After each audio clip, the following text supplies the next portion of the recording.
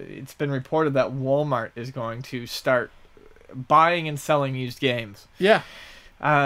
This, I think, just to get it out there, especially because there's been some closures in our area. There's been some GameStop closures. Yeah, there's been some GameStop closures. One closed near us.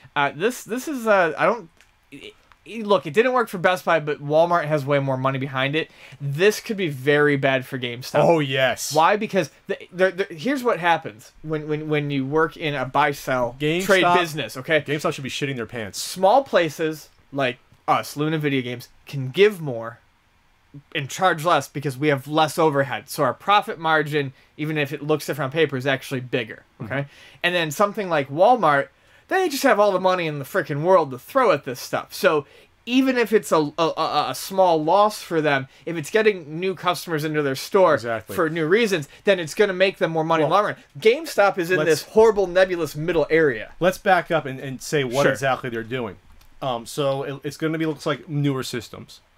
They're going to be using an intermediary called CE Exchange, which deals with trade-ins of electronic products and like cell phone stuff. It's just from what I understand, that's just for refurbishing. That's something that. But it sounds like they probably have a relationship with them already because they already accept used electronics for credit. Oh, I didn't know that. So I think they're probably just going to beef up on that.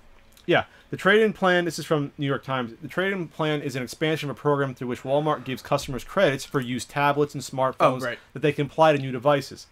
The retailer is betting that it can stimulate sales of new items by giving people a new currency in the form of their old purchase. So this is where GameStop's in deep trouble, because a Walmart can already charge less for games and most of their merchandise because they have such a huge volume. Yeah. So like you said, they have no problem taking a loss on trade-ins because people are going to be coming in the store to buy the games new from them in exchange.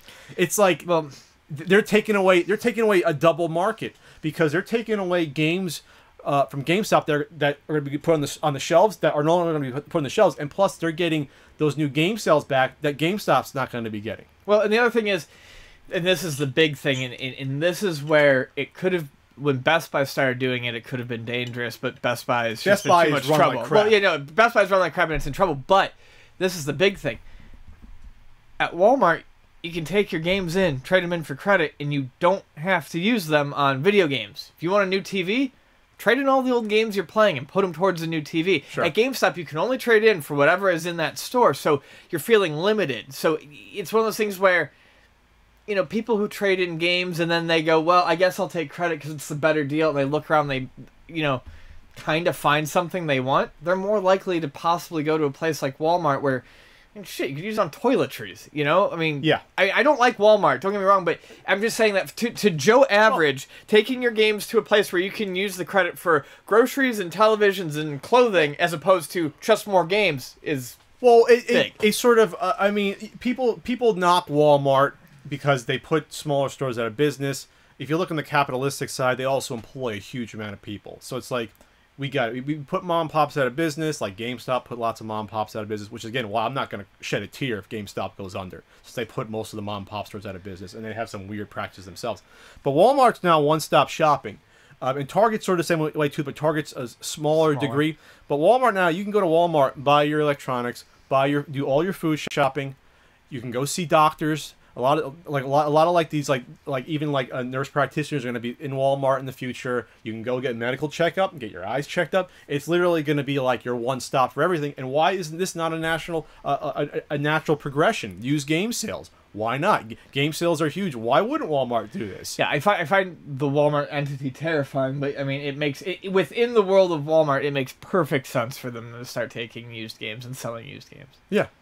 And like I said, it's going to be the scale. So maybe in the future, then we're not only going to get like the, GameStop exclusive level on the new PS3 game. Maybe you'll have the Walmart version. I think there actually has already been that. Well, there you go. So why not? It's all fair. GameStop, all's fair in love and war and capitalism. And like you said, people that even maybe have a mom in the Midwest or wherever else. That never even knew this was a concept to trade in used games. She's going to go to Walmart, see big-ass signs there. Hey, Johnny, your games from last year, we can trade them in. Yeah. Maybe it never occurred to them to go to a GameStop. Since they're already at Walmart, like you said, it's a part of their journey. So GameStop, if this really blows up and they get the word out Walmart, GameStop's in deep shit. They're going to be really hurting. Yes. So, I don't know what else to say about it. I mean, There's not much they else have, they to have say about it. 3,100 Walmart stores nationwide. The infrastructure's there. It's not gonna. This is not gonna cost them that much money to get up and running. That's the thing. They have the space. They have the locations. They have the money. Yeah, could be real bad. And plus they talk about how in video games and in used games particularly, the profit margin's so extremely high in general, so that it's a no-brainer for them to get into it, like we said before. Right. And they're not a Best Buy. Best Buy only specializes, for the most part, in electronics and appliances, so they don't get the foot traffic that a Walmart gets. You go to a Walmart. I don't have a Walmart nearby that's close up, but a Target, it's like a smaller version of a Walmart, has a lot of the same stuff, not exactly. It's always packed. Sure. Always packed. So, GameStop, we'll see where you are in like 3-4 years. You know? Sorry. All right. Working for Luna. They're just gonna have you guys go to the local Walmart and work there. Now if they got into like retro games, that'd be hysterical. First off, that would be the end. That would be the total apocalypse in terms of prices.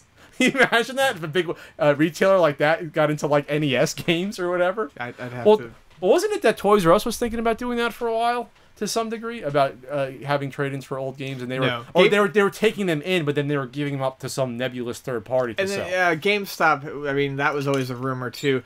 Basically, there have been rumors circulating for years that these companies are going to get back into it, but Toys R Us realistically doesn't have the space, and that's what. Anytime someone walked into the Luna and was like, "I hear GameStop's going to be selling retro games. You guys scared?" I go, where are they going to put them? Have you been in a GameStop recently? They have no space for what they have. Plus, it's a more specialized product. Yeah. There's a lot more. It's not like they. I think we actually talked about it on. We probably did a little bit, I think but it's not like or the NES library is fixed. The Genesis library is fixed, and even that's tough because then you have to manage the prices of all that. Yeah. It's not like an inventory at one Luna Video Games versus an inventory all across the U.S. of used retro games that are 20-year-old, where the prices you got to be on top of more. That would be a disaster. The screw ups.